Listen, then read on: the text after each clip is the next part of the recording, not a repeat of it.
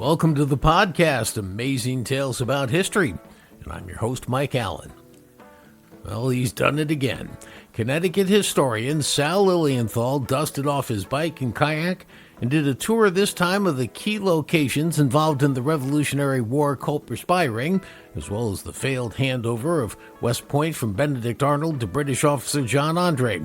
All of this took place in Connecticut and New York, and Sal pedaled his bike and rode his kayak the 200 miles linking key sites along the way. Well, Sal, who did this back in 2021 with the Rochambeau Trail, loves history and has published several books about it. He'll be along in just a moment with his latest adventurous tale. This week's trivia question: his craft took off in one spot and landed on the very same spot. So why was Charles Ritchell's achievement so notable? Well, stay tuned after the main program for the answer. Then you'll know what we're looking into next week.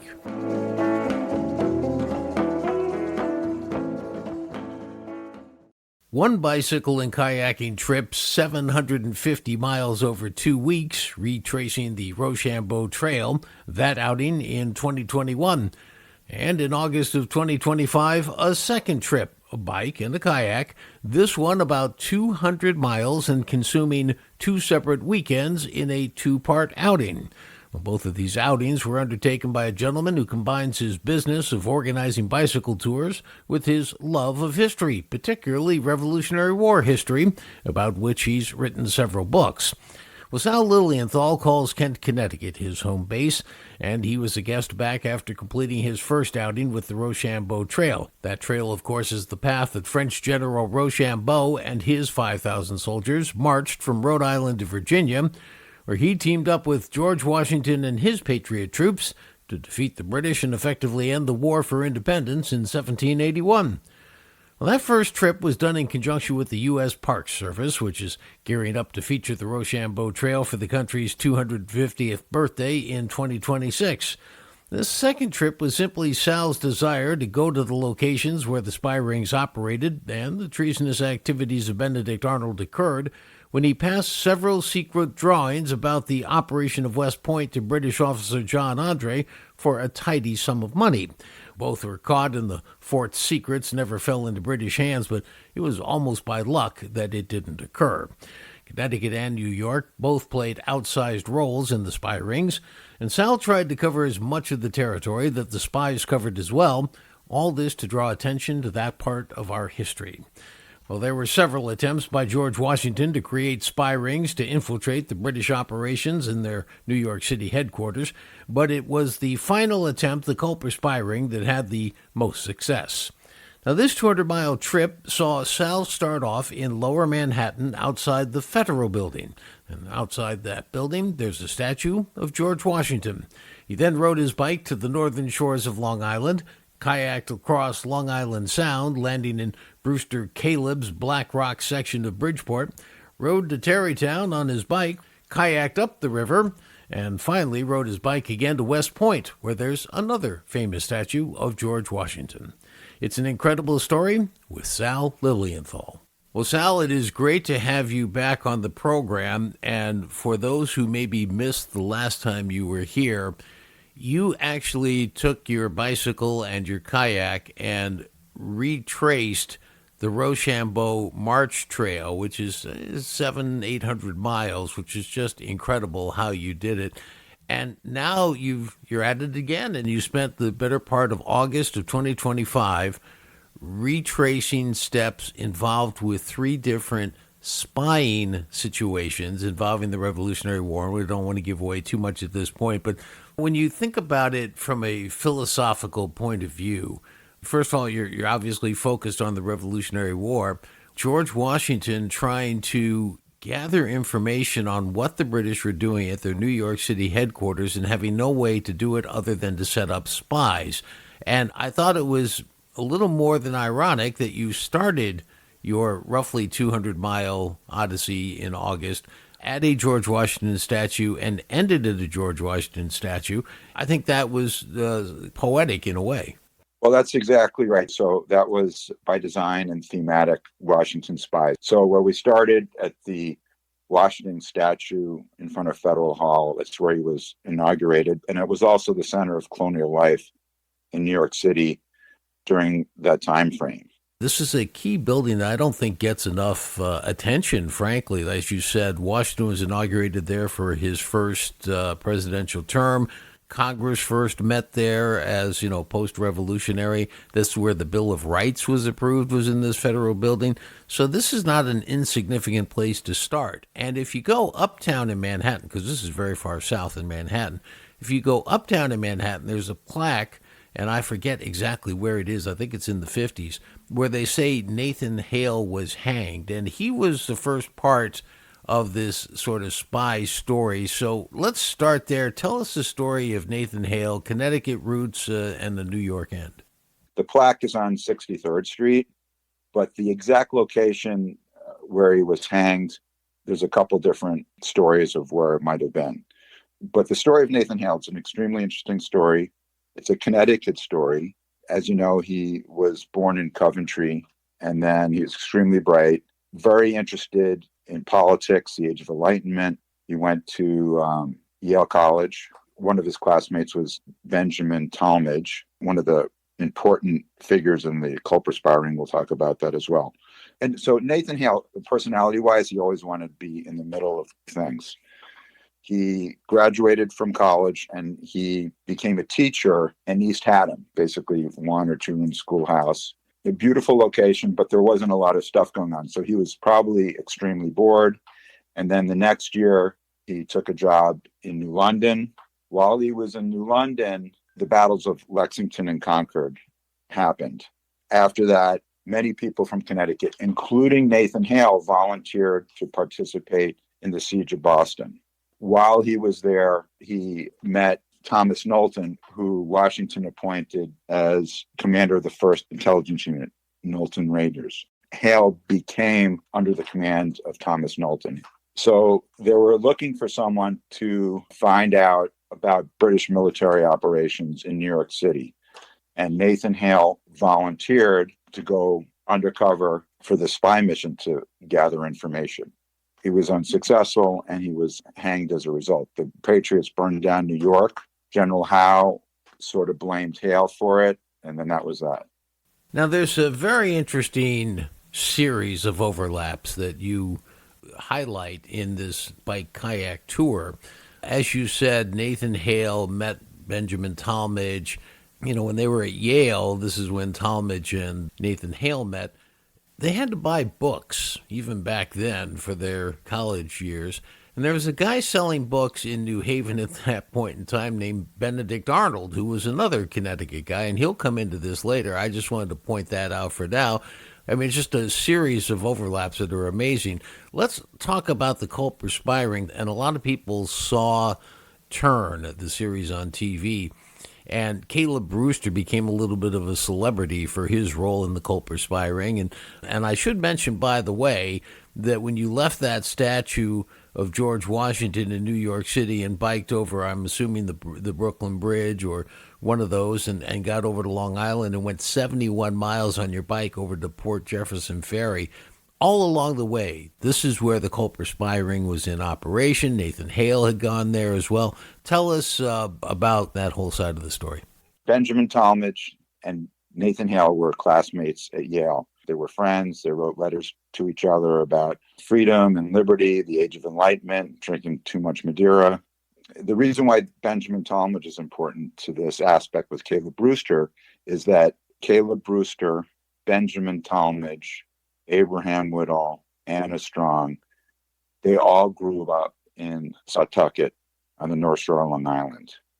So this group of friends became the center of the Culper spy ring, and people who have watched the show Turn, as you described, know this. The failure of Hale's covert operation led directly to finding alternate ways to gather information on the British. Instead of sending somebody undercover, the Culper spy ring used operatives in the field. They all kind of had to pretend to be loyalists. Woodall would say, hey, I'm going to go visit my sister in New York. And that was his reason for going into New York City if he was stopped. Caleb Brewster, he lived in Black Rock, Connecticut's Port of Bridgeport. And so actually the place where he would have kept his boats, it's actually called Brewster Cove on Brewster Street. Things are named after him in that area. And it would have been hidden from British ships if they were maneuvering back and forth on Long Island Sound. So as the information was gathered in New York and brought to Setauket, he would transport the dispatches from Setauket to Connecticut where he lived. And then there's Continental Dragoons would bring the dispatches to wherever Washington was located, usually someplace in the Hudson Valley. So they would be able to deliver the messages pretty quickly. So you bicycle out to Port Jefferson. You could have taken the ferry from Port Jefferson over to Bridgeport, which is actually P.T. Barnum started that way back when. But instead, you got in a kayak, and you kayaked 18 miles across Long Island Sound, which, when I first thought about it, I said, this is what Caleb Brewster was doing routinely, going back and forth. Tell us about your experience, what it was like, what the waters were like, and how you got there. Well, I got a little bit misdirected. An 18-mile trip turned into probably about 22 miles. There was about 3 feet of chop and 5-foot swells. But it was a beautiful day and there was a little bit of wind. So I think those were pretty typical conditions for Long Island Sound. Now you get to the other side. That was the end of weekend number 1. You come back and start right where you finished on the second weekend. And so you're in the Black Rock section of Fairfield. And now you've got a bicycle over to Tarrytown. And anybody who knows that terrain knows that even on a good day, the traffic congestion is crazy. What route did you take? Good question. So we went basically south of the Post Road. So we went through Fairfield and Norwalk, Darien, Stamford, Greenwich. You were going through, I think it was either Norwalk or Stamford, when you came across another marker, which you knew was there, but you stopped there. And what was the significance of that one? I wanted to connect a couple of sites. One was in Norwalk, where Nathan Hale left on his fatal spy mission through Norwalk Harbor. And the other was a marker for Benjamin Talmadge when he left on a raid in 1779 September to Long Island. That was in Stamford. So I basically connecting the place where Caleb Brewster lived to the Nathan Hale location, Benjamin Talmadge's marker, and then the spot which commemorates the capture of John Andre in Tarrytown. Benedict Arnold, who was, born in Norwich, as an adult, opened up his shop in New Haven, was doing operations out of New Haven and living there. But he ends up, as we all know, becoming a trader and selling the plans to West Point, which is obviously the significance of the end of your ride. And he sold those plans to John Andre. And what you recapped on your ride, and still more kayaking to come, was that part of that story. And could you tell us that part? Arnold and his wife, Peggy Shipman, were collaborating with British Major John Andre. This has been going on for a year or so. The French came over. Washington met for the first time Rochambeau and Hartford. And Arnold viewed the time that Washington is away with Washington's top staff would be a good time to meet with Andre. So then Andre sailed up the Hudson River in the British sloop, the Vulture. He met with Arnold in Haverstraw at the Treason House. While the Vulture was anchored near Croton Point, Patriot militia fired on the Vulture and it moved south.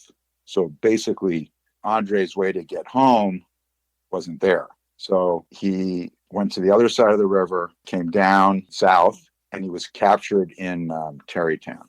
Then the 3 militiamen capture Andre, and Benedict Arnold, who was kind of in charge of the area, was sent messages that they captured the spy, this British spy. There was information going around that there was a high-ranking American being the traitor, but they didn't know exactly who it was. So the officers who were in charge of Andre also sent messages to Washington that Andre was captured. So Washington stayed overnight in Litchfield, breakfast in Washington, Connecticut at the Codswell Tavern, traveled through Kent and rode over Bull's Bridge, and they headed to New York State from there. Somewhere in there, he received the message of the capture of Andre. So Arnold also received a similar message. And once Arnold received the message about John Andre's capture, he fled, and he had some of his men row him down to the Vulture, which was anchored near Tarrytown at this point. Tell me what it felt like then at the end of this 200-mile saga as you're going into West Point and the other George Washington statue. What was on your mind? I was just enjoying the moment. It was a beautiful day, but the security at West Point is a little bit increased from a couple of years ago. Visitors have to go to the visitor center and get a special pass. We were stopped and we had to go do that. And it turns out there was a graduation ceremony. There was a couple hundred cadets there in uniform with their families. And I know they weren't there for me, but it was kind of a nice atmosphere to bike into, having the ceremony there. Well, after the Benedict Arnold affair had happened, the British said they wanted the captured John Andre returned to them. George Washington said, okay, so long as the British turned over Benedict Arnold back to him. But the British refused to do so. And so John Andre was tried as a spy and hanged. And if the British had returned Arnold, it turns out, Washington was prepared to do the same thing to him, hang his favorite general and trusted friend for treason.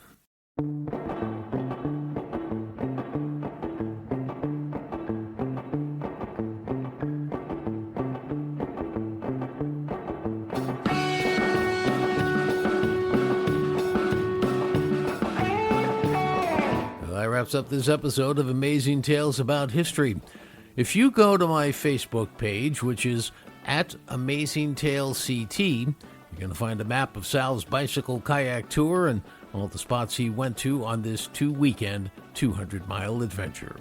I want to thank our guest for today's program, Sal Lilienthal, Revolutionary War historian from Kent, Connecticut, who also operates a bicycle touring company and in his spare time publishes books about the war. The answer to this week's trivia question: his craft took off in one spot and landed on the exact same spot. So why was Charles Ritchell's achievement so notable?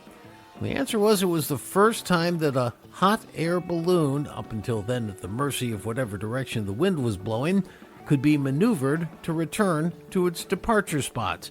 And next week on Amazing Tales, the story behind this forgotten accomplishment from the 1870s at a ball field in central Connecticut.